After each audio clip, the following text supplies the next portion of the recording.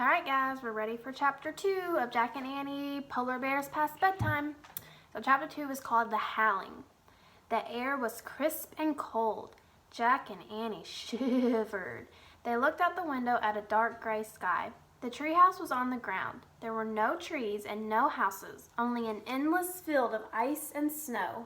Morgan and the owl were gone. Read the riddle, said Annie, her teeth chattering.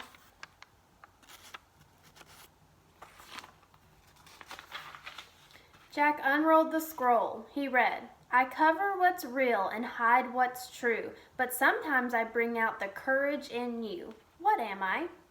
I'd better write it down, said Jack, shivering. He pulled out his notebook and copied the riddle. Then he opened the book. He found a picture of a barren white field. He read aloud, The Arctic tundra is a treeless plain. During the dark winter, it is covered with snow and ice. In early spring, snow falls, but the sky begins to get lighter. During the summer months, the snow and ice melt and the sun shines 24 hours a day. It must be early spring now, said Jack. There's snow, but the sky is a little light. He turned the page. There was a picture of a man wearing a hooded coat with fur trim. Look at this guy, said Jack. He showed Annie the picture. We need his coat, said Annie. Yeah, said Jack. Listen to this. He read aloud. The seal hunters wear seal skin clothing to protect him from icy winds. Before modern times, native people of the Arctic lived by hunting seals, caribou, polar bears, and whales.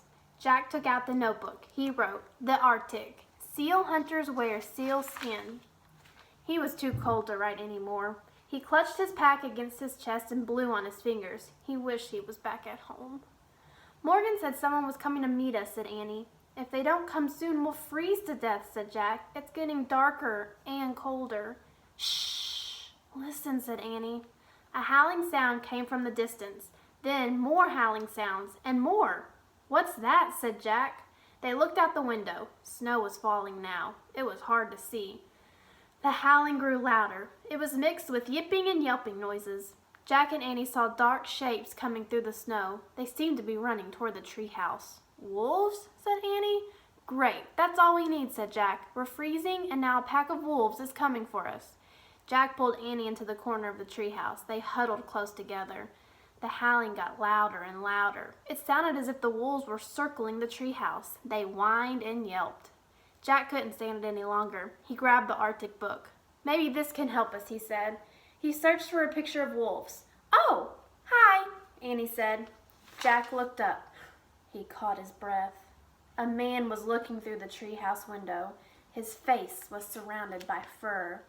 It was the seal hunter from the Arctic book.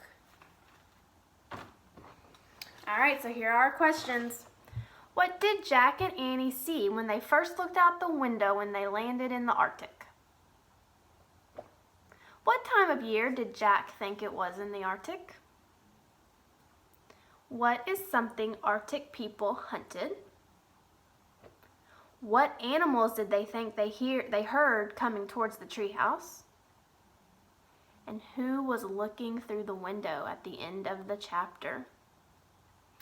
All right, we'll read chapter 3 tomorrow.